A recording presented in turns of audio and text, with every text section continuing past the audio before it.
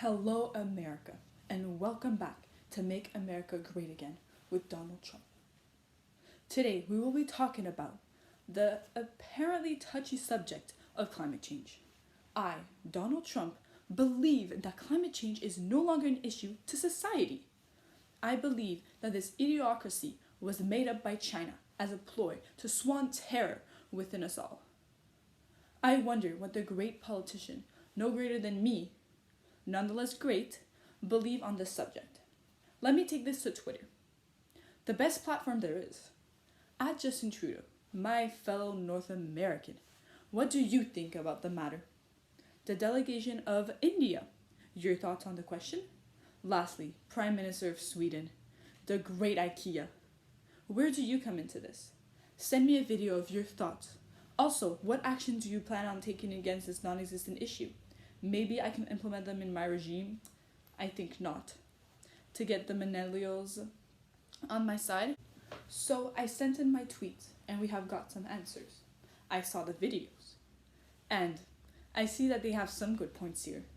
But nonetheless, I still think that the concept of global warming was created and for the Chinese in order to make us manufacture non-competitive. Plus, if we really were suffering from global warming, why is it getting colder and colder during the winter? How can the scientists win that argument? Even if we were going through a change in our climate, it is not our fault. How can we blame the thing that makes our Earth our Earth? The Earth is just changing, evolving on its own. Now that I have told you my thoughts on this matter, let me talk to you about what I've done until now, during my time as your great president, to make America great again. Hello, Mr. Trump. I'm Maxime Bernier, leader of the newly founded People's Party of Canada. And I'm here to answer your question on climate change. What do we need to do about it? How to react to it? Is it actually happening? And how to keep the population happy. So, first of all, sir, I have to tell you that the climate is indeed changing. It's only a fact. You only have to look at the numbers to know it is changing. We can't deny it. But is it as bad as the alarmist wants us to think it is? I don't think so. Climate change alarmists have been completely over-exaggerating it for decades. Since the 60s, they have been predicting apocalypses like every 5 years. We need to look into it and adapt ourselves to the changing world we are living in. However, I don't think sacrificing our economy for this problem that we don't really know the extent of is the right solution. For example, we could prioritize technology, putting more money into it and giving it kind of a push towards finding ecological solutions.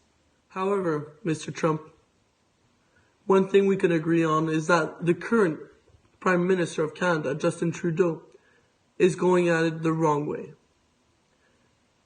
He has promised the millions of Canadians that he'll reach the Paris Accord in his next mandate, but it is mathematically proven that it's impossible for him to reach that accord with the current tax, carbon tax, more specifically, that he has imposed on the Canadian companies. So, Mr. Trump, not only is Justin Trudeau a bad Prime Minister, but he's also a hypocrite.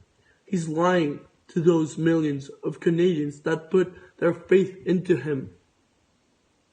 But I think the most important part that we need to fight in this whole ecological crisis is this movement that is spreading throughout our societies. This Greta Thunberg movement, this ecological movement that pretends to be so moral and so righteous. Greta Thunberg is spreading fear in our countries. She's telling us feel my fear, feel my terror. She wants us to be emotional about it. But if there is a solution, it must be rational. Emotions will only get us so far. Yes, it will bring a lot of people together like it is now, but we need to think about it rationally, not putting everything into one direction, not putting everything for the environment. We are still living. We still have economies to run. We still have a lot of things to keep intact. We don't have to destroy everything for the environment. Greta Thunberg is a deranged kid. Why do we need to put so much faith into her? Why is she doing speeches at the UN?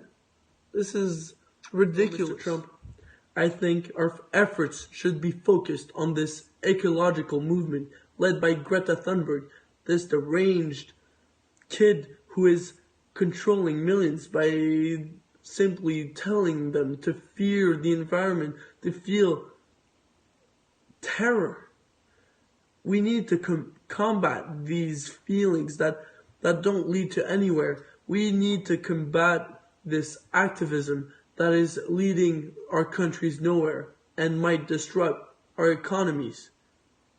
They are attacking our economies, and I'm trying to protect it.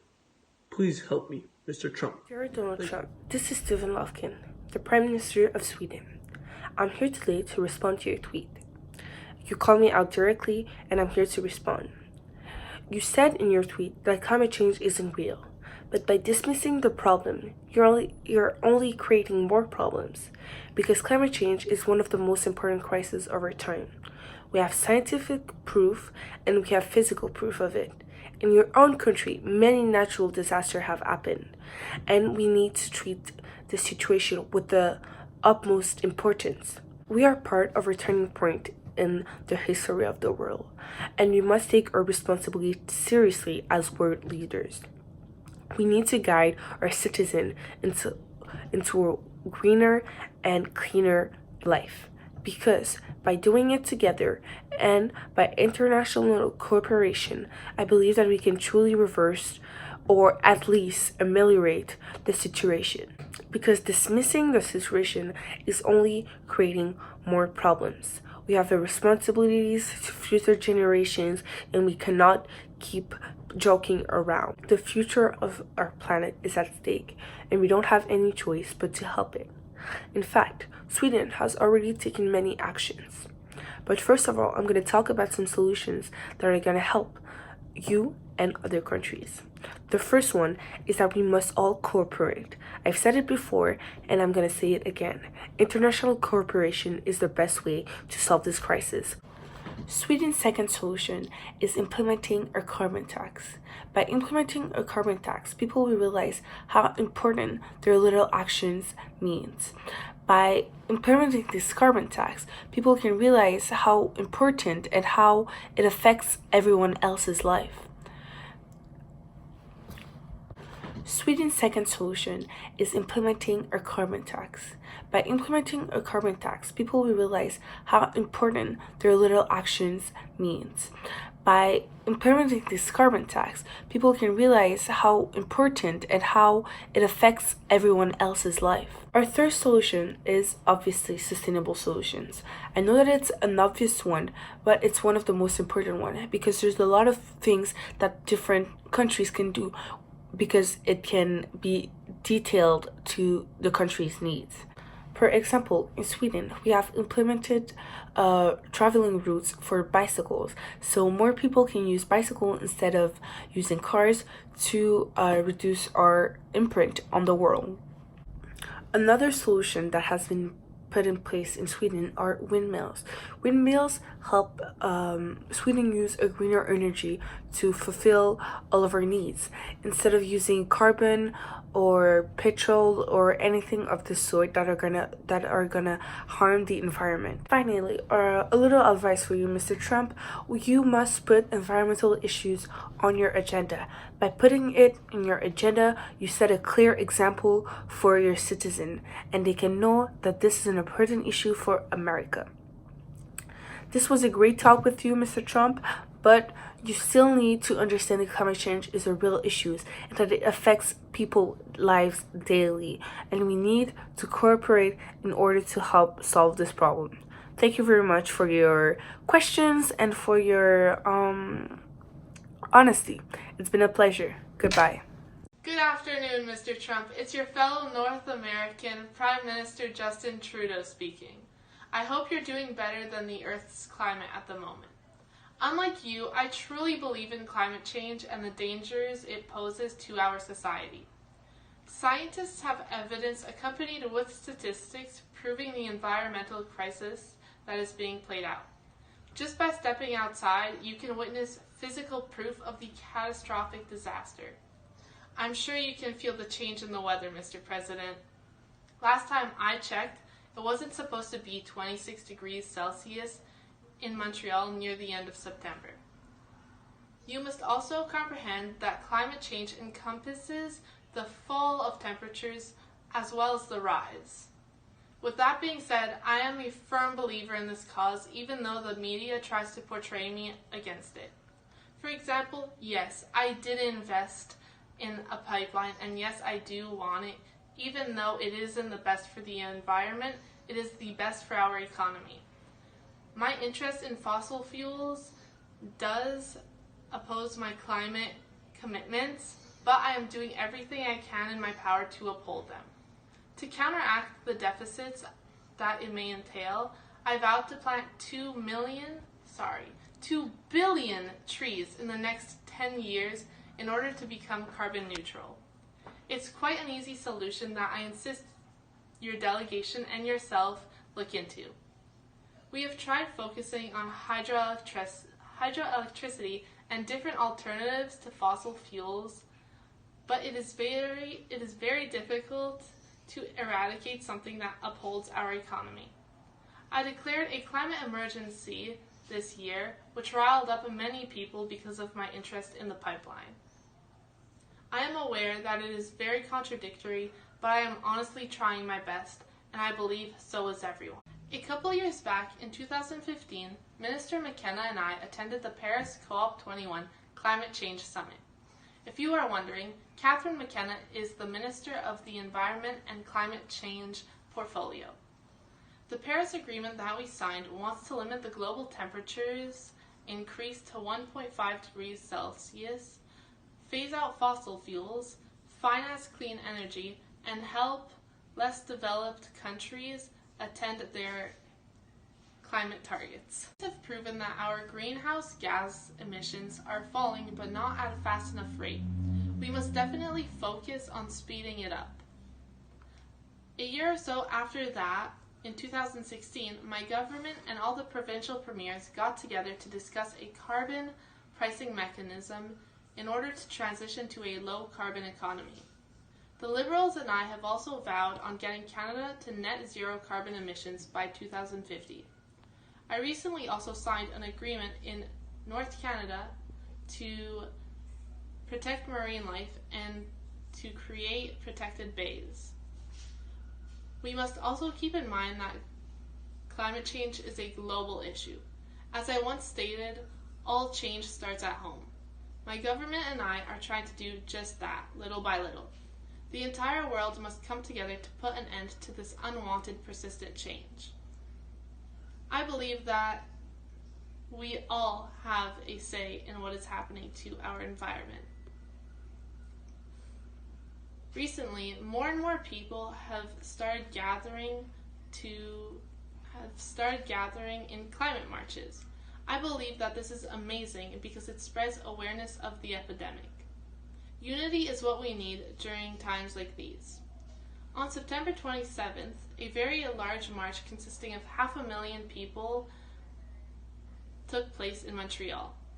Seeing all these different generations get together to fight for a cause was truly inspiring. I was also lucky enough to have a wonderful and eye-opening 15-minute conversation with teen climate activist Greta Thunberg. She informed me that myself and my government are not doing enough and that we have to stick to science. I believe in everything she has said and everything that she stands for. I definitely believe we must do better, and we will. Although this statement should not only fall on Canada's shoulders, nor mine, it should fall on all the major politicians' shoulders. As such, I believe that we can make a change with the motivation, the will, the money, and the power we hold. We can reverse climate change as much as possible. I do fear for my country's economy, but I fear for our lives more. This being said, Mr. Trump, I highly encourage you to join us with our endeavors. I cannot wait to hear every other country's thoughts, views, and opinions on climate change and the solutions they plan on taking. With that being said, I would like to remind you to vote Liberal. First of all, I didn't include anything to do with saving the earth, climate change, global warming, etc. The things that you people think is happening here during my time as president, because it's not a main concern here. The only thing that is important to us right now is the water. Clean water is what the next generation will have to face. And let's make it easier for them. And do it now. Thanks to me, our water is the cleanest it's ever been. Right now, I'm trying to revoke California's rule on vehicle emission standards. The law requires the state to separate standards from the federal regulation. I'm doing this because it was some sort improved by Obama, my arch nemesis. And I really think that if I hold the automakers to a lower standard, it will help keep upfront costs down, encouraging more customers to switch out their cars they own, which tend to be older, dirtier, and less safe. This will save millions of lives when you think about it. How great am I to think about this? I also dismantled the US to the Paris Agreement, which is an agreement to help the environment that almost all the countries are a part of, except me and 2 other countries. We could use the money elsewhere to keep our nation. I backed out of this foolish agreement that the last president put us in because I thought it would compromise the US sovereignty and cause many Americans to lose their jobs. I mean, come on. I was elected to represent citizens of Pittsburgh, not Paris. The Paris Agreement is only one of many deals I've got a great country out of. The Climate Action Plan and the Clean Power Plan are 2 plans that are pulling our society back. The Climate Plan is an unnecessary burden on energy industries, and the Power Plan is a burden to our automobile industry. The final decision I've made during my years as your leader to make sure our country is better is that I have decided to repeal the methane rule. It is a rule that Obama put in 2016 to reduce methane leaks after a little incident happened years ago. I, the big Trump, decided to stop this Obama madness because, hello, Obama name is on it, and it will save us from $75 million a year that we can put elsewhere. Now, it has been a great pleasure listening to all your opinions on this matter, but I still don't think climate change thing is real. Thank you for trying to persuade me, but I think I'm going to stick with my instincts. Thank you, and don't forget to vote for me on the next elections. Make America great again.